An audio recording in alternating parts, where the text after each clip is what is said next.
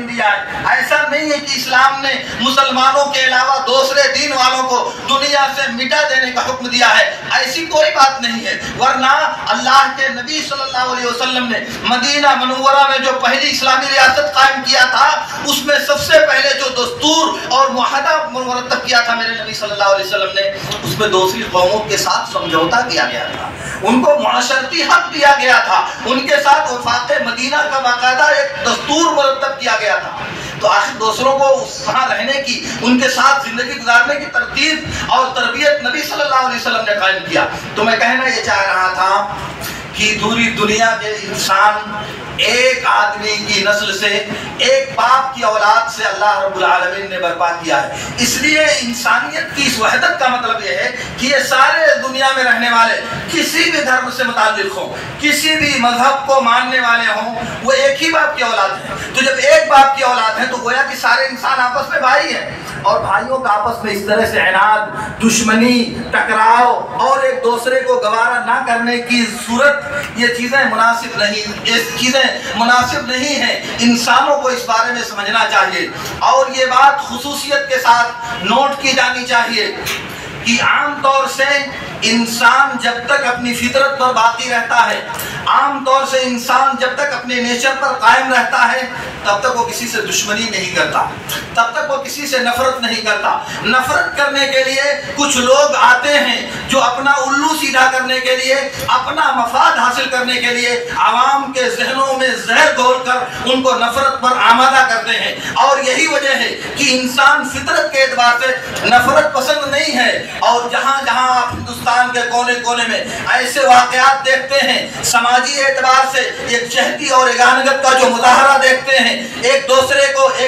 کے غم میں شریک اور پریشانی میں آپ شامل حال دیکھتے ہیں، اس کی وجہ یہی ہے کہ انسان طبعی اعتبار سے نفرت لے کر کے پیدا نہیں ہوتا۔ یہ نفرتیں کچھ لوگ اپنے مطلب کے لیے سماج میں برپا کرنے کی کوشش کرتے ہیں۔ اس کو سمجھنا چاہیے ہم انسانوں کو، معاشرے کے انسانوں کو اس بات پر قدغن لگانے کی کوشش کرنی چاہیے، اس کا ادراک کرنا چاہیے، اس کی تہ میں جا کر اس کی کھوج لگا کر اسے نکارنے کی کوشش کرنی چاہیے۔ کیوں؟ آخر ایک ساتھ رہتے ہیں، دیوار صرف فاصلہ ہے، گھر متصل ہے، سب کچھ ساتھ میں، رہنا، کھانا، پینا، سونا سب ساتھ میں، لیکن ایک خاص وقت میں نفرت کا ماحول پیدا کرنے کا کیا مطلب ہے؟ ایک خاص وقت میں آپسی عناد اور دشمنی پیدا کرنے کا کیا مطلب ہے؟ ظاہر ہے کہ اس بات کو سوچنا چاہیے، اس بات پر غور کرنا چاہیے، اور آپ سمجھ لیں کہ اگر آپ اس بات کی تہ میں جا کر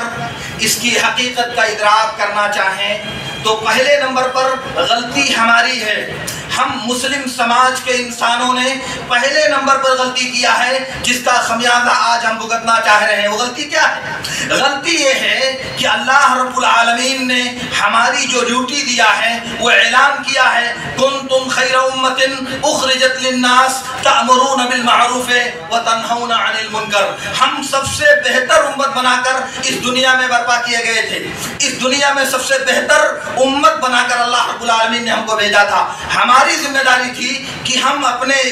برادران وطن کے ساتھ، اپنے پڑوسیوں کے ساتھ اس ذمہ داری کو ادا کرتے، ان کو سمجھاتے، ان سے رابطہ رکھتے، اور پھر ان کو اللہ کے دین کی حقیقت بتاتے، اور پھر اس کے بعد آپسی تال میل سے، باہمی سمجھوتے سے، باہمی میل ملاپ سے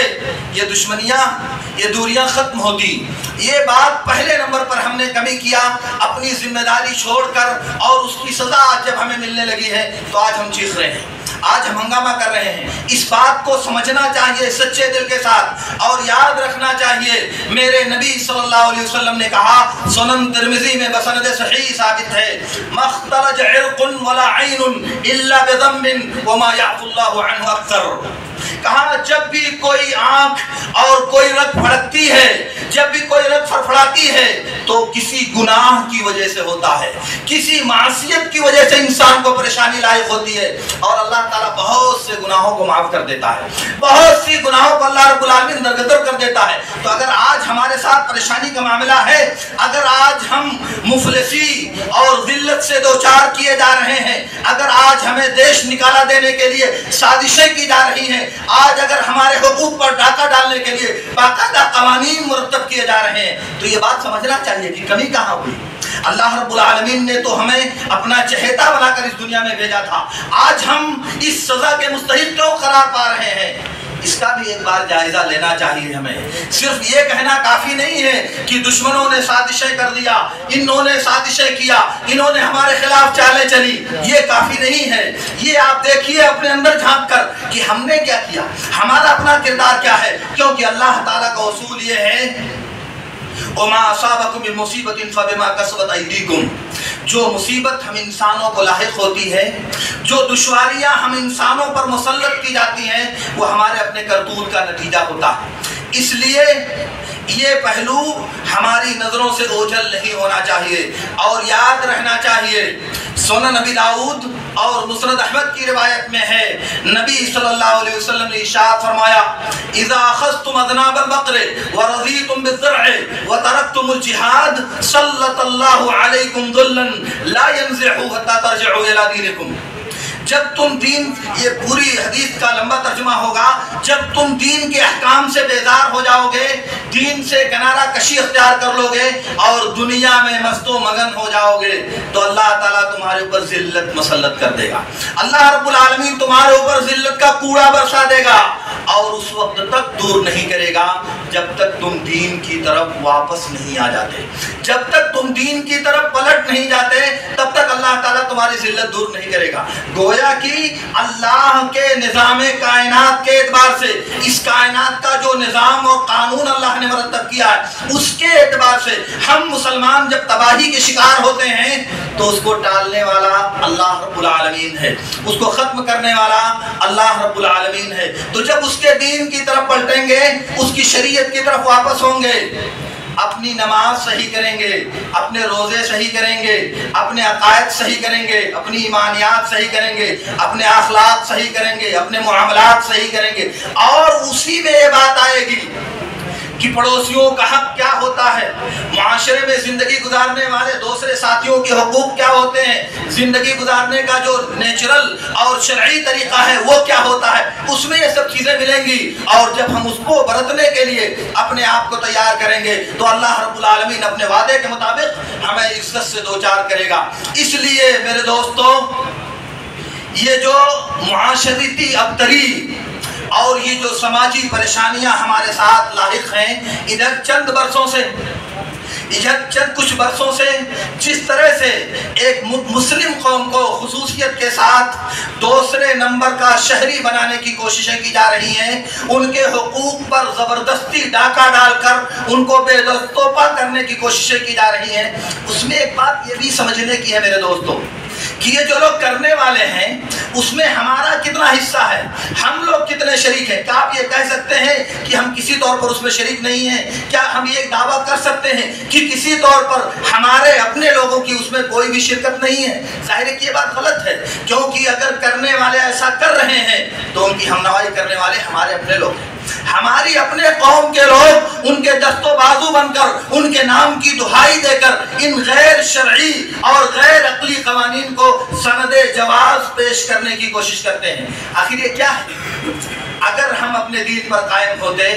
تو ظاہر ہے قوم کے ساتھ غداری کرنے والے یہ لوگ یہ حرکت نہیں کرتے، اس جرم کے ارتکاب نہیں کرتے۔ اس لیے ایک بات یہ سمجھنے کی ہے۔ دوسری بات یہ ہے کہ حالات کا تقاضا ہے،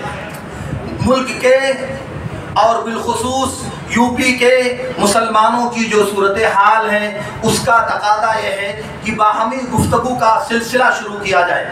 آپس میں ڈائیلاگ کرنے کا، ایک دوسرے کو سمجھنے کا یہ سلسلہ قائم ہونا چاہیے۔ اور جب تک آپ یہ دوسرے سے بات کرنے کا سلسلہ نہیں شروع کریں گے تب تک آپ کی حقیقت کسی کو معلوم نہیں ہوگی، تب تک آپ کی سچائی لوگوں کو پتہ نہیں ہوگی، آپ کے دین کی سادگی کے بارے میں، آپ کے شریعت کے کمال کے بارے میں، آپ کے دین کی ساری انسانیت کا خیر خواہ ہونے کے بارے میں لوگوں کو معلوم نہیں ہوگا، اور جب تک معلوم نہیں ہوگا تب تک وہ آپ کی ہمنوائی نہیں کر سکتے۔ اس لیے دنیا کو یہ بتانے کی ضرورت ہے۔ آپ کہیں گے کیوں بتانے کی ضرورت ہے؟ اس لیے کہ میڈیا،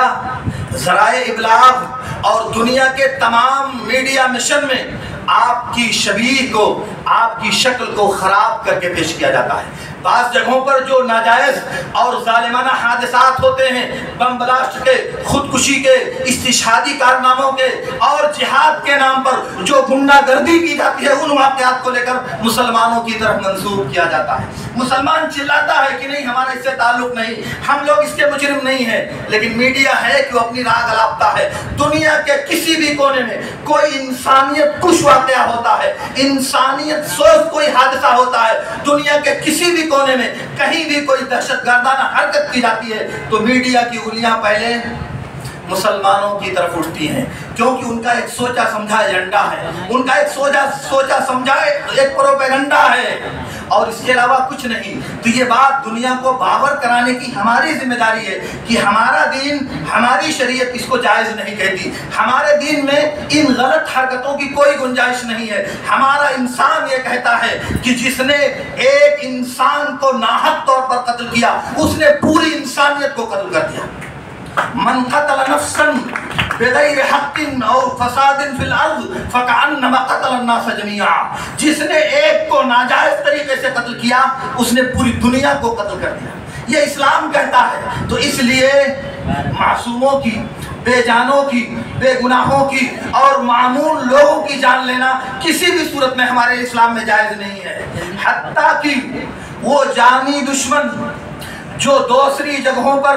آپ کی جان لینے کے در پہ ہوتا ہے، لیکن جب وہ معمون ہو کر کے آپ کی طرف سے امان پا کر کے آپ کے پڑوس میں، آپ کی مجلس میں اور آپ کے ساتھ شریک ہوتا ہے تو اس کو زحمت دینا، اس کو تکلیف دینا، اس کی طرف غلط اشارے کرنا یہ بھی جائز نہیں ہے، چہ جائے کہ آپ اس کی جان کو حلال سمجھ لیں۔ وہ ایک معصوم اور حرام جان ہے جو ہمارے لیے جائز نہیں ہے۔ اس لیے میرے کہنے کا مطلب یہ ہے میرے دوستو،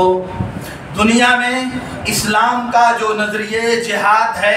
اس سے دنیا کو متعارف کرانے کی ضرورت ہے۔ جہاد کا مطلب دہشت گردی نہیں ہوتا میرے دوستو، جہاد کا مطلب معصوموں کا قتل نہیں ہوتا، جہاد کا مطلب بے گناہوں کی جان لینا نہیں ہوتا، جہاد کا مطلب اموال و املاک کی بربادی نہیں ہوتا۔ جہاد کا مطلب ہوتا ہے اللہ کے دین کو قائم کرنے کے لیے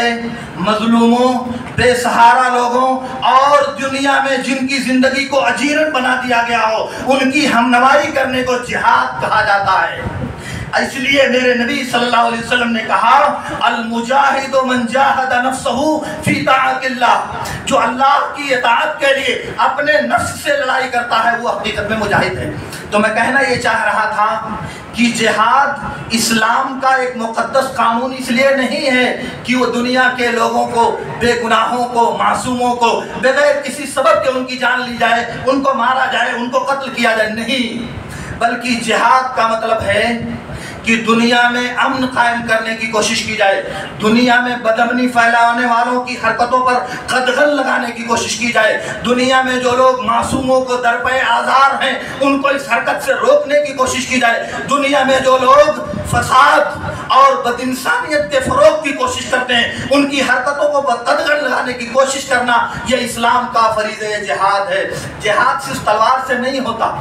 جہاد صرف لڑائی کر کے نہیں ہوتا۔ اگر جہاد تلوار سے ہوتا تو اسلامی تاریخ میں مدینہ منورہ کا میثاق موجود نہیں ہوتا۔ اگر جہاد صرف تلوار سے ہوتا تو صلح حدیبیہ کا منظر انسانی تاریخ کبھی نہیں دیکھتی۔ اگر جہاد تلوار سے ہوتا تو فتح مکہ کے موقع پر میرے نبی صلی اللہ علیہ وسلم اپنے جانی دشمنوں کے لیے کبھی یہ نہیں کہتے جاؤ تم سب آزاد ہو، تمہارے اوپر کوئی ملامت اور کوئی گرفت نہیں ہے۔ یہ میرے نبی صلی اللہ علیہ وسلم نے اعلان کیا اور کب اعلان کیا تھا؟ کب اعلان کیا تھا؟ اس وقت جب آپ پوری دنیا پر غالب آ گئے تھے۔ مکہ جو جزیرہ عرب کا مرکز تھا اس پر اللہ رب العالمین نے آپ کو فتح عطا کیا تھا۔ گویا کی اقتدار کی کنجیاں اس وقت میرے نبی صلی اللہ علیہ وسلم کے ہاتھ میں تھی۔ اگر چاہتے تو ایک ایک کر کے سب سے بدلہ لے سکتے تھے، اگر چاہتے تو ایک ایک کر کے چن چن کر سب کو اپنے انتقام کا نشانہ بنا سکتے تھے، مگر میرے نبی نے کہا نہیں، اذهبوا انتم الطلقاء لا تثریب علیکم اليوم، جاؤ جاؤ سب آزاد ہو، کسی سے کوئی باز پرس نہیں کی جائے گی۔ تو میں کہنا یہ چاہ رہا تھا کہ جہاد کا مطلب تلوار سے لڑائی کرنا، मासूमों की जान लेना, बेगुनाहों को कत्ल करना, माल और जायदाद को तबाह करना, ये नहीं होता। ये तो फसाद है जो इस्लामी शरीयत में किसी भी सूरत में जायज़ नहीं है। जिहाद का मतलब है इंसान की वो कोशिश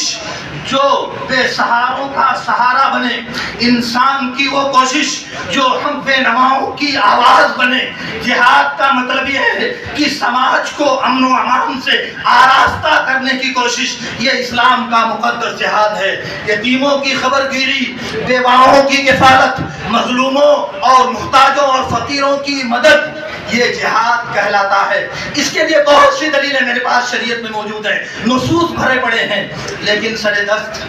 मैं आपसे जो बात कहना चाहता हूँ वो ये है कि इस्लाम एक पाकीज़ा, शफ़ाफ और इंतहाई ज़्यादा फितरत के मुताबिक मज़हब है। ये बात दुनिया को बताने की ज़रूरत है। आपको ये बात बताने के लिए बिरादरान वतन से राब्ता करना पड़ेगा, उन्हें से डायलॉग करना पड़ेगा, उनसे बाहमी गुफ्तगू करनी पड़ेगी, तब दुनिया को ये बावर आएगा कि हाँ वाकई आप अपनी बात में, अपने मजहब को पेश करने में और अपने इस्लाम का तारुफ कराने में सच्चे हैं। इसलिए मुसलमान, मैंने देखा दुनिया के किसी भी कोने में, दुनिया के किसी भी मुल्क में दहशतगर्दी की तारीफ नहीं करता। मैंने दुनिया के बड़े बड़े उलमा, शेख इब्न बाज, शेख इब्न उसैमीन, सालेह अल शेख से होकर के हिंदुस्तान के हमारे जो किबारे उलमा हैं, उनमें से किसी को नहीं देखा कि वो दहशतगर्दी की हिम्मत अफजाई करता हो, किसी भी मजहब का मानने वाला है, अहले हदीस हो, देवबंदी हो, बरेलवी हो, सुन्नी हो, किसी भी आलिम को मैंने नहीं देखा जो दहशतगर्दी की तारीफ करता हो, उसकी हौसला अफजाई करता। फिर भी क्यों मुसलमानों को मुत्तहम किया जाता है? कभी कोई कहता है कि जितने दहशतगर्द हैं सब मुसलमान होते हैं, कोई कहता है कि सारे मुसलमान दहशतगर्द नहीं होते, लेकिन जो भी दहशतगर्दी होती है वो सब मुसलमान ही करते हैं। ये सारी चीज़ें क्यों कही जाती हैं? इसमें चंद परसेंट, 2-4% कह लीजिएगा, और मतलब परस्ती का दखल है। अलबत्ता 95%